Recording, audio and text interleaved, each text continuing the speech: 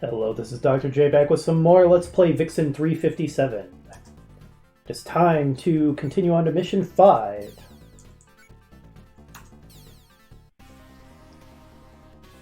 Reunion in the urban area. Okay, we're going to meet up with Captain Boyd. But there is yet another enemy force waiting for us, because it wouldn't be much of a strategy game level if there weren't enemies to fight. Game suggesting that we're under constant surveillance. Is it claiming that there is a spy among us? Logic dictates that it can't be the main character.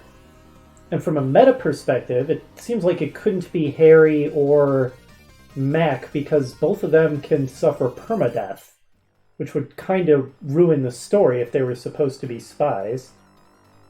I guess it could be Ben, because Ben is not allowed to die, but that... he just doesn't quite give that vibe.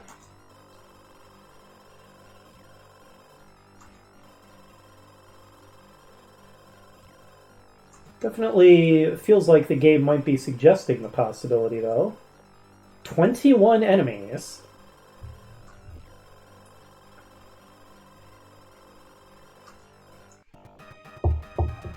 Okay, where are these 21 enemies, then? This map is huge. Oh, this is some high-tech sounding, very intense music. Kind of a nice urban landscape. By nice, I mean, you know, well-rendered, not that it looks pretty. Cities are basically always hideous, as far as I'm concerned. I mean, in fiction, sometimes you can have pretty-looking cities, but this one is not. Okay, yeah, so tons of enemies. One enemy commander. These are called Duals, and the commander unit is called a Divies, piloted by Hoskins. Who... what the... This dude looks like a Bugs Bunny cartoon villain. He looks like he needs to start twirling his mustache. What kind of character design is this? It is ridiculous. Yeah, I like this music. It's very intense. It sounds appropriate for a tough battle in a futuristic city, you know? So what are the conditions here? Okay, we have to kill all enemies, not just the enemy leader. Defeat conditions. Takia, Ben, Eddie, Zelv, or Boyd dies, then we lose. Okay, we haven't met Eddie, Zelv, or Boyd. So that confirms we are going to get reinforcements in this mission, so we're not going to have to try to defeat all 21 enemies all by ourselves. Even though it makes the cursor hard to control, I think I'm going to preemptively increase the game speed to high. I think it will help get through the enemy turn with their 21 units a little faster. Okay, let's close with the enemy a bit before we deploy, I reckon. Hoskins, you're ridiculous!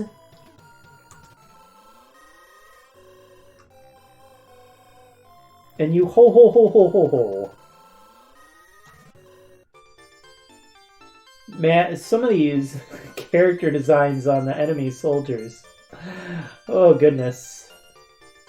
Like, that's not even anime. Like I said, it looks like a Bugs Bunny cartoon. Like, what the heck is that? I can't get over this. I'm already feeling good about my decision to set the game speed to fast.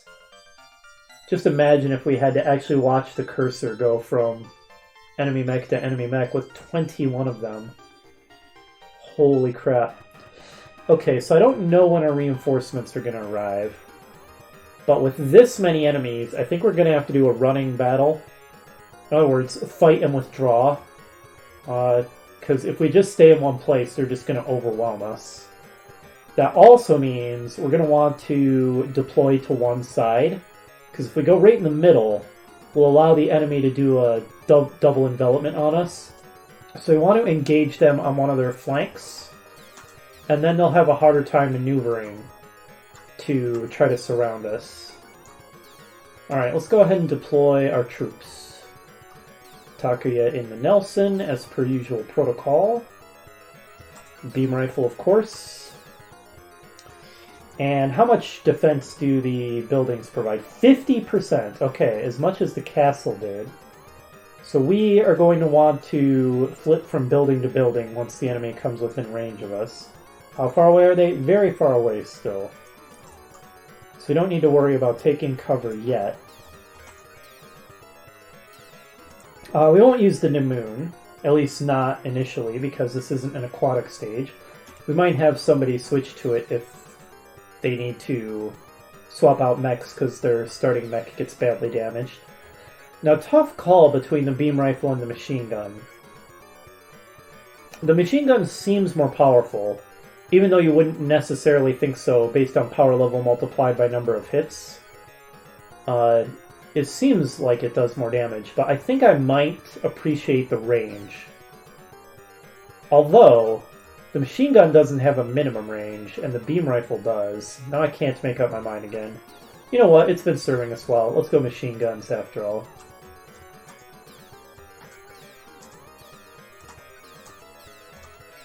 Still crack up at these incredibly girly, like, high-heeled, thigh-high... Well, not thigh-high, but high-heeled, high boots for the move icon.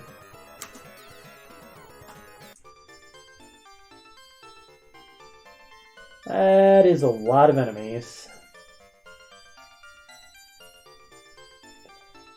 How long did we have to hold out before reinforcements arrived back in Mission 2? Was it 10 turns? Wonder if it'll be the same here. As long as we run and gun and hit them on a flank instead of letting them envelop us, I think we'll be able to hold them off.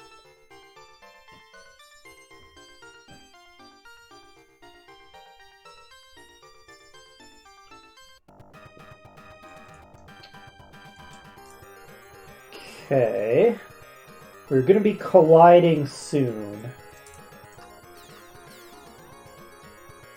What is the range on their weapons? That's kind of relevant. They have H-Claws, which are 1 to 2, and Vulcans, which are 1 to 3. Is that true for all of them?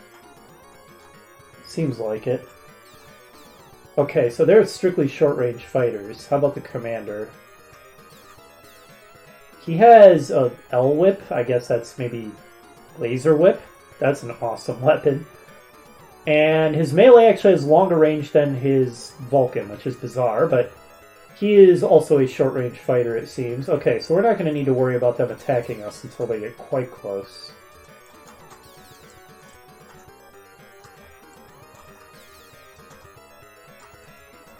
Go, go, go!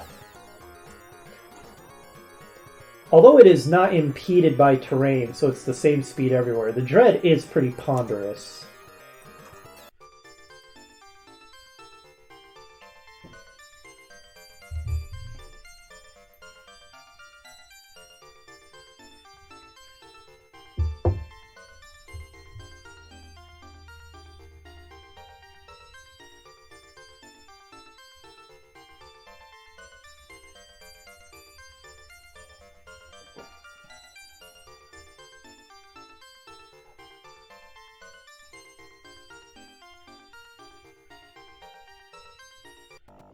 Okay. Looks like the clash begins now. Alright, the enemy is still very much in a spread out formation, so let's hit them on the north side.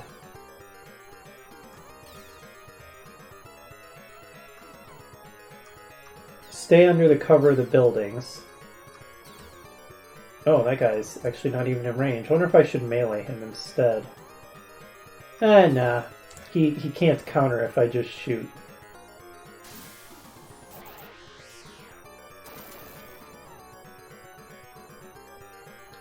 So one criticism occurs to me here. I'll take a moment to explain. In Langrisser, the famous strategy series also by Masaya, whenever you fight in an inhabited environment, there's lots of civilians running around, getting in the way, cute damsels screaming for help.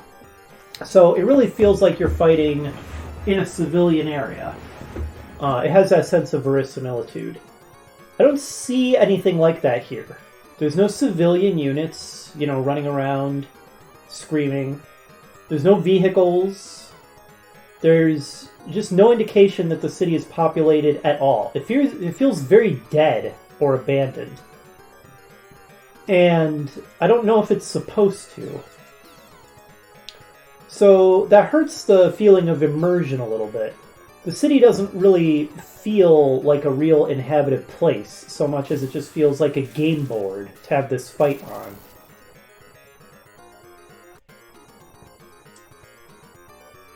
I mean, I guess maybe you could say that with the battle breaking out, everyone's been ordered into evacuation shelters or something, and that could be a reasonable explanation for why there's no civilians around, but still, it would feel nice to have some civilian vehicles running around or something, you know what I mean?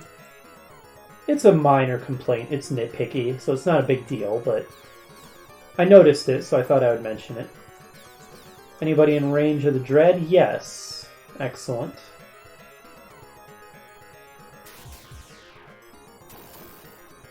That said, the city is well rendered, both on the map here and in the attack animation close-ups.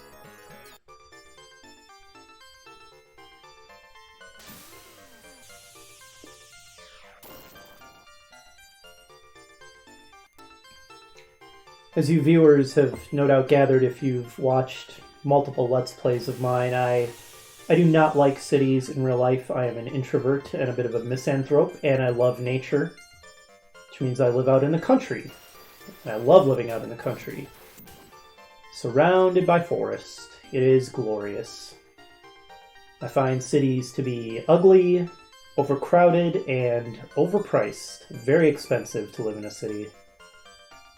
Now, if you're the kind of person who loves an exciting nightlife or something, then I guess you might like living in a city, but that is not me. Okay, Ben, who has taken off his hat and is looking very intense, says, "We must get away while fighting back." You mean a fighting withdrawal? I was just talking about that, Ben. I was just talking about exactly this. Yes, guys, thank you. I figured it out. I didn't need you to help me out with that game, but thanks, I guess. And of course, some people kind of just have to live in cities for work, because jobs tend to congregate and cluster in cities. And so sometimes people have to live in an urban environment even if they don't want to, in order to make a living. Thankfully, I do not have to do that. Remote work for the win. When you're a software developer, working remotely is not a problem. Not really something you have to be present in person for. But anyway, why am I talking about boring real life? Let's immerse ourselves in the game world, where there's an exciting battle going on. So far, our strategy of hitting the enemy's flank is working out very well. They have done essentially no damage to us, and we have already taken out one of them and severely damaged another. And, okay. Good. I can have, this is Harry, yeah. I can have Harry flit over to this building, and then he'll be in range to attack this enemy, maybe finish it off. Good job, Harry. Last mission, I think I mistakenly said Gibson for somebody who wasn't named Gibson. I realized it's because I was thinking of Harry. Harry's last name is Gibson. Alright, let's run and gun. So, flip up to there. Now, Mac Ryan can't really make it to another building up here. If he goes all the way up here, hopefully the enemies won't be able to close with him. Okay, and the Dread has already moved, so, well, that's our turn. Interesting how the enemy's music track is a lot more chill than ours on this map. Music that plays during our turn is way more intense and almost evil sounding. As I said, I think it's quite fitting for intense battle in a high-tech futuristic city. Really captures that atmosphere.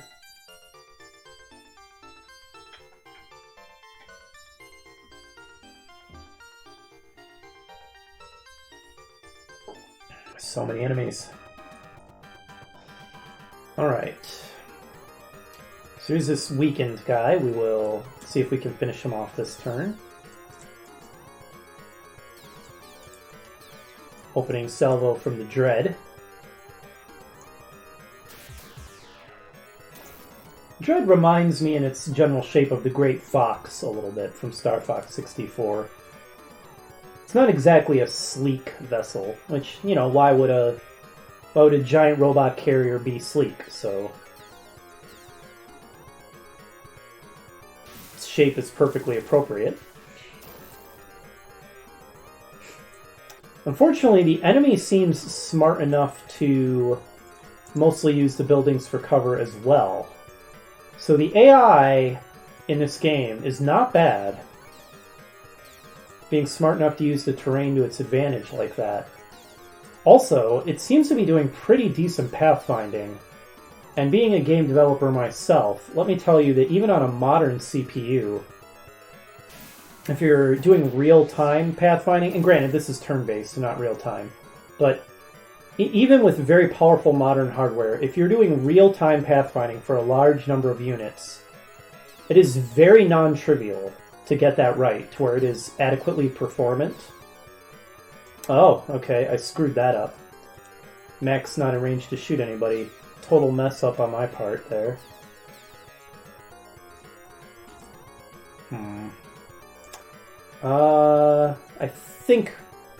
I don't think we need to be moving super fast. I think moving Harry to there will be fine. Anyway, and the Genesis processor, the Motorola 68000, was multiple orders of magnitude weaker than modern processors, so doing doing good pathfinding, even just turn-based across a fairly large map, and have it be reasonably performant, that would take a pretty good algorithm. That would take some good programming. So props to Masaya for the fact that the pathing in this game seems pretty solid. Nice kill, Takuya. Good job. There's no way they can be comprehensively searching the entire map.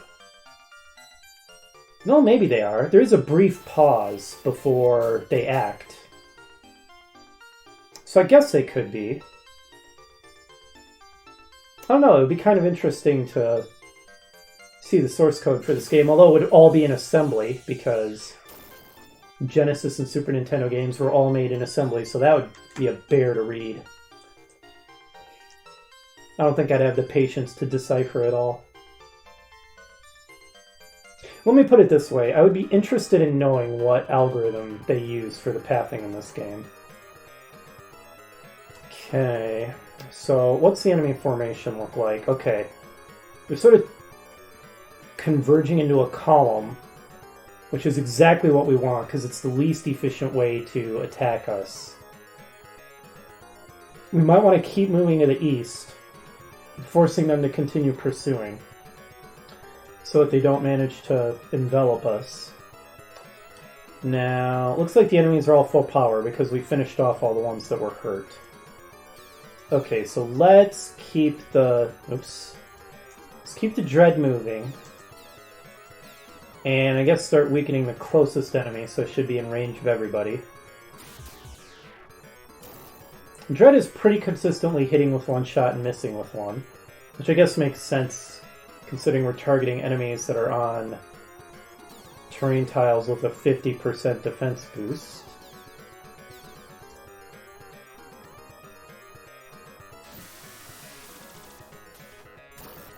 Yeah, we are missing a lot.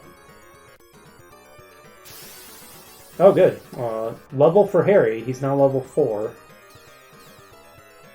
He doesn't really seem to be gaining more pips on his skills, so that's a little concerning.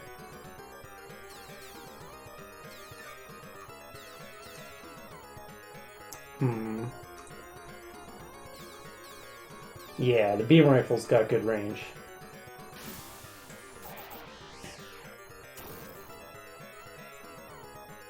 And he's going to make a little bit of a target of himself, but I guess Mac is going to have to move to here. Nowhere else with good cover where he'll be in range.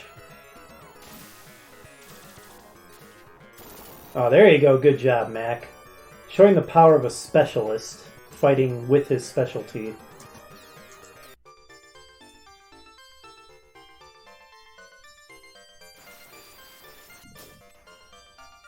I do like that this battle kind of forces you to have movement in it, because if you were to just stand still and fight statically, you'd get surrounded and it would go poorly for you. So in order to fight this battle effectively, you have to keep moving, and I like that. Keeping things dynamic is more interesting than if everybody just fights from fixed positions.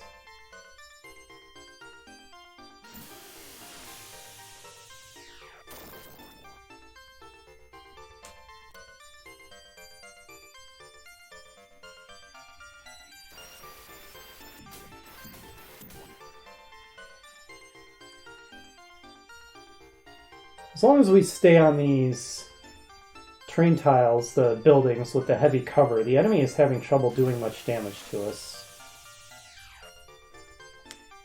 So even though the situation, excuse me, looks overwhelming, it's not bad as long as you employ some reasonable tactics here.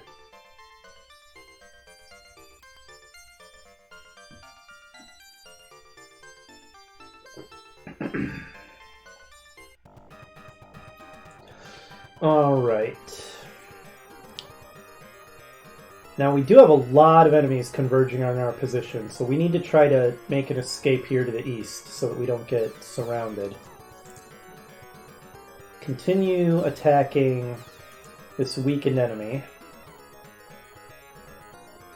The Dread is so strong, so durable. I'm not terribly worried if enemies gang up on it a lot. Especially because it has that repair ability, which we have multiple uses of.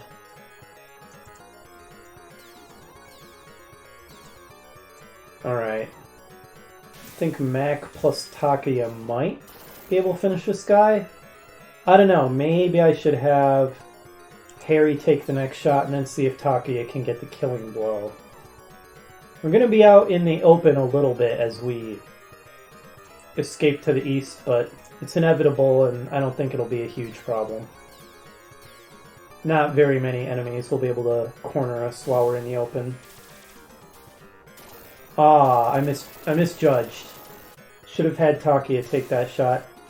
Harry did better than I thought he was going to. Unfortunate. Oh, that guy. Guess I'm going to have to melee him. Alright, show us what you can do, Takuya. Not much. That was pretty weak. Pretty underwhelmed by that performance. So far I really like Takuya as a character, but I'm not entirely sold on his battle capabilities. The problem with being balanced is you're just mediocre at everything. So there's no situation where you're going to be terrible, but there's no situation where you're going to be outstanding either, unlike Mac. Who, yeah, Mac is useless at melee, but he's so strong at range. That is often the case in strategy games or RPGs where specialization tends to do better than generalization. Now, in a game where you have only a single character, that's not true. As long as you face a variety of threats, you want to be able to tackle them all. So in that case, being a generalist is better. But in a team scenario, whether you've got an adventuring party or a battle squad, specialization is actually better. Because then you can have a member of your team who's really good at everything, instead of just a bunch of people who are mediocre at everything.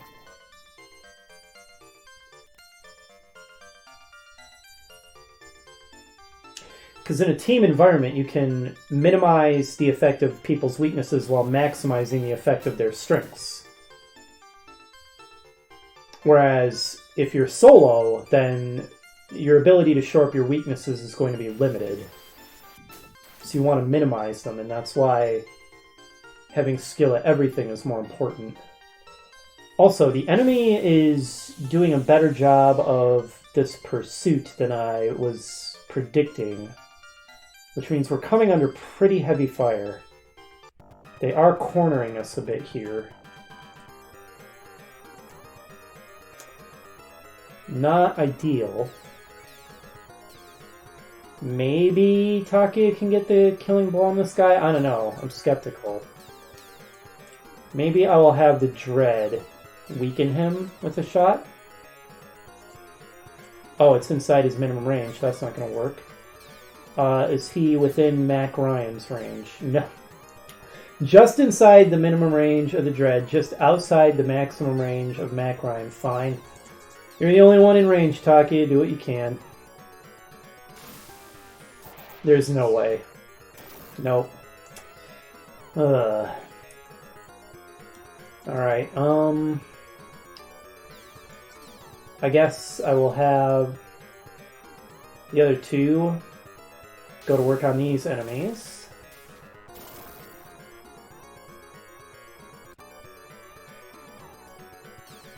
Oops. Tech is what I wanted.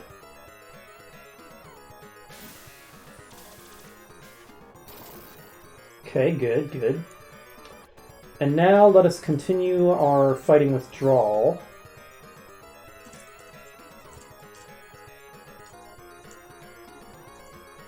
And the enemy will continue to get strung out trying to follow us and won't be able to surround us.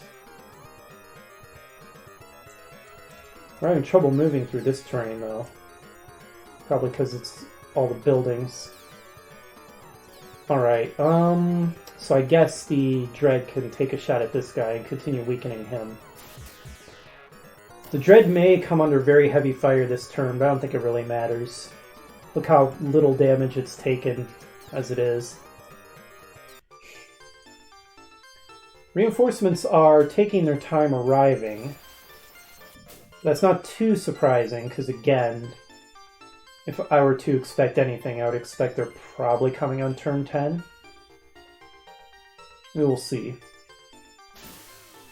Both the mission briefing and the defeat conditions kind of give away that there's reinforcements en route.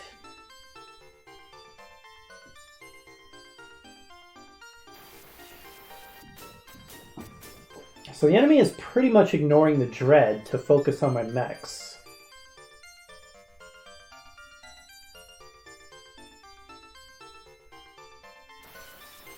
They're continuing to do a pretty competent job at keeping up the pursuit.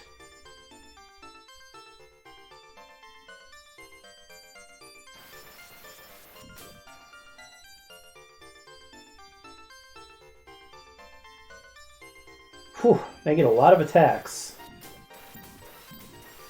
Oh, nice! Good job, Takia. By which I didn't mean each individual enemy unit gets a lot of attacks, but rather there's a lot of enemies attacking us. I like when they do melee attacks on Takia, because they get wrecked by his beam saber. So feel free to... Oh, okay, allies have arrived, it appears. Wow, what a dapper-looking older gentleman this is. So that's Boyd, huh? We are still alive. Mada ikiteru. Nantoka. Ah, so Ben and Boyd are old friends, I assume. That's probably why the mission title was Reunion in the Urban Area. Ben, what happened to your portrait? That's horrifying. I agree with Takia. Again, Takia is such a... What's the word I want?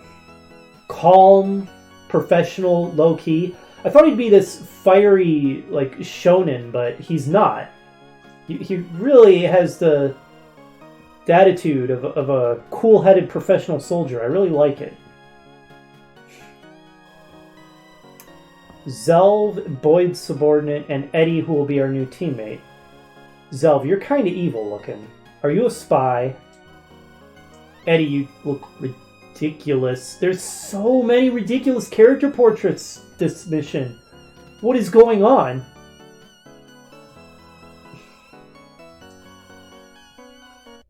Yada yada.